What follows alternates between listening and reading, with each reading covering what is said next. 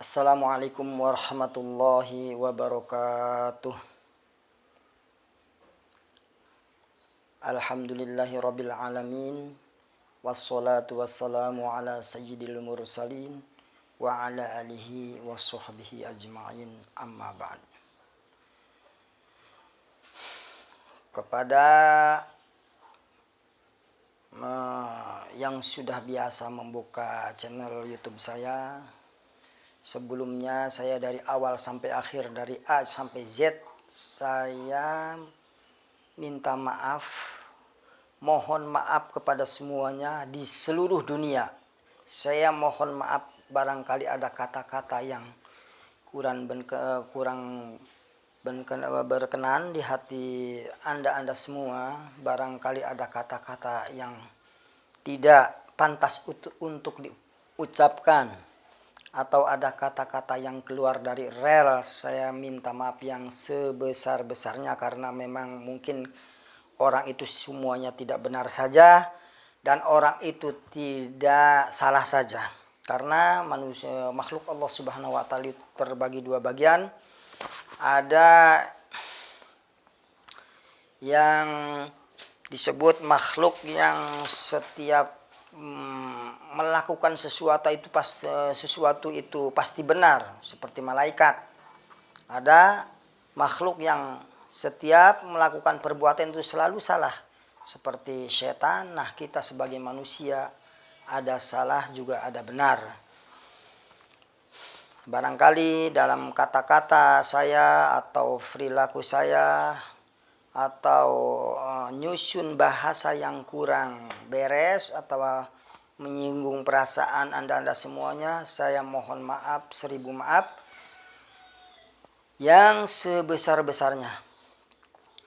Nah, di sini yang ketiga yaitu konten yang akan menerangkan sebuah ilmu nahwu. Yang disebut ilmu nahwu itu ilmu untuk cara-cara membaca Alkitab atau membaca bahasa Arab dengan cara ilmu nahwu. Bahwa menurut ilmu nahwu bahwa kalam, yang namanya kalam sebuah ini, yang pertama judulnya kalam ya. Apa yang namanya kalam? Yang namanya kalam itu ada dua, yang namanya kalam, yang satu kalam mungguh lugot. Kalam yang namanya kalam mungguh lugot itu setiap ucapan apapun itu namanya kalam. Baik itu ucapan merupakan bahasa Arab ataupun bahasa Ajami ataupun bahasa apa saja, itu yang namanya kalam. Bahkan jangan-jangan kita yang mengucapkan manuk pun kalau dia berkicau itu namanya kalam. Jadi setiap suara yang keluar dari mulut itu namanya kalam. Tapi yang di sini yang akan saya terangkan yaitu kalam miturut pendapatnya ulama ahli nahwu, bahasa kalam mungguh istilah. Kalam mungguh istilah adalah, jadi definisinya kalam mungguh istilah adalah hanya ada 4 qaid atau 4 syarat yang harus kita pahami. Yang ke satu yaitu harus lafad. Lafad adalah as-sautul mustamilu ala ba'di hurufil hijaiyah, yang dinamakan, jadi harus lafad. Lafad adalah suara yang meliputi kepada sebagian daripada huruf hijaiyah.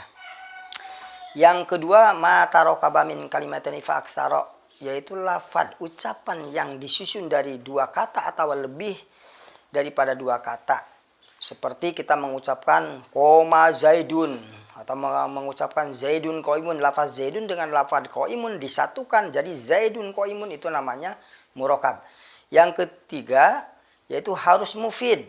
Syaratnya harus mufid. Mufid adalah ma'afada faidatan tamatan yahsunu sukutul mutakallimi wa sami alaiha, yaitu lafaz-lafaz yang difaham, yang memberi faedah, yang memberi keterangan, yang memberi pemahaman kepada orang yang mendengarkan, sehingga orang mendengarkan itu tidak menunggu kepada